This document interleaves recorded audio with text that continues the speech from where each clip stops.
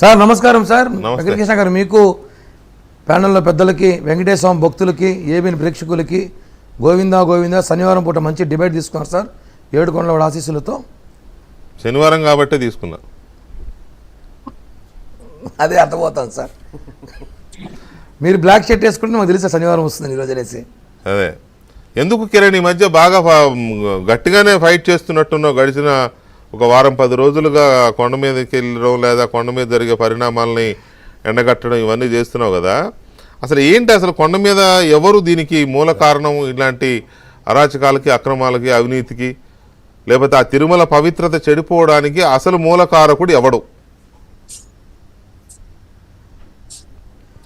Sir గత 5 సంవత్సరాలు, ఒకరోజు కాదు, ఈరోజు నిన్న జరిగిన ఇష్యూది కాదు సార్. గత 5 సంవత్సరాలుగా దీని మీద మాట్లాడే వ్యక్తులు ఒకరో ఇద్దరు, మీ ఛానల్స్ మా లాంటి విద్యాసాగర్నో, నేను, మురళనో, భానునో, ఇంకొక నలుగురు తప్ప ఇంక ఎవరిని మాట్లాడే అవకాశం ఇలా, మమ్మల్ని కూడా మాట్లాడే ఛాన్స్ ఇలా, మమ్మల్ని కూడా చాలా ఇబ్బందులు పెట్టి తొక్కారండి. కారణం ఏంటి సార్? ఒక పెద్ద మటాల ముఠ అని ఒకటి తిరుమలలో ఒక తీగలాగితే డొంకతో కదిలినట్టు మొత్తం తిరుమలలో అవినీతి అయిపోయింది సార్ పూర్తిగా అన్ని శాఖలో. మఠాలు కానివ్వండి, జైవ ఆఫీసు, పద్మావతి ఎంక్వైరీ, ఆఖరికి తలనీలాలు, దేవునికి ఇచ్చే ప్రసాదం నాసిరకము.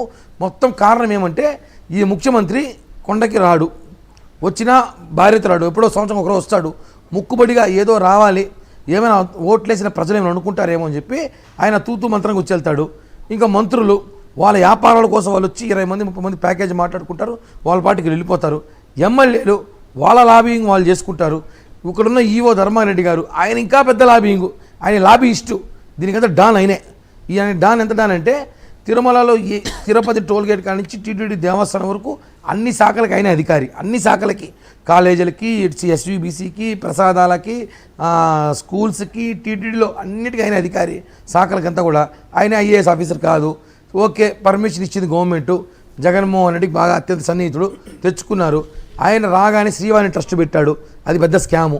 ఒక్కసారిగా 10,000 రూపాయలు జనం దగ్గర దోచాడు, భక్తుల దగ్గర దాదాపు 1,350 రూపాయలు స్కాము.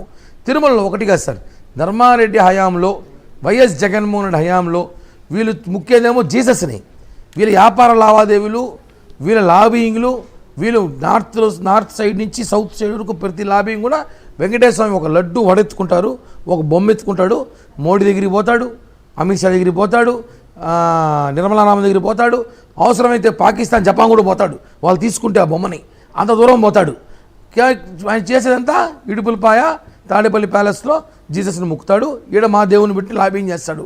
దారుణం అయిపోయింది తిరుమలలో. మొన్న అక్రమ కట్టడాల మీద నాకు ఒక స్వామి చెప్పాడు, స్వామి మీరు నిజంగానే జనసేన పార్టీ వాళ్ళు పోరాడుతున్నారు కదా, ఇప్పుడు మీ ప్రభుత్వం వచ్చింది కదా, మీకు ఒక అవకాశం ఇస్తున్నా, ఒకసారి వెళ్ళి చూడండి అంటే ఊరికి ఉతారగా వెళ్ళి చూసాను సార్.